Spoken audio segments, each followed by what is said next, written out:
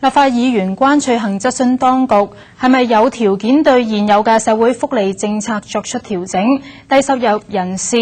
同樣享有醫療同埋房屋等社會福利。李國賢報導。議員關翠杏指出，低收入在職人士嘅家庭成員只係能夠以收入同最低維生指數之間嘅差額獲支援，即使係增加特別嘅生活補助，亦都只係補助援助嘅差額。佢哋唔能夠同完全接受政府經濟援助嘅弱勢家庭有相同資格享受醫療同房屋等嘅社會福利。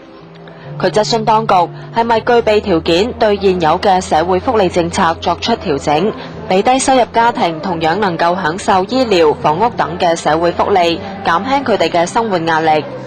另外，佢希望了解喺統計局第3季嘅就業調查當中，月入低於4000蚊嘅在職者有幾多係本地僱員，同時佢哋嘅收入、職業結構、行業、年齡同教育程度嘅分佈係點樣。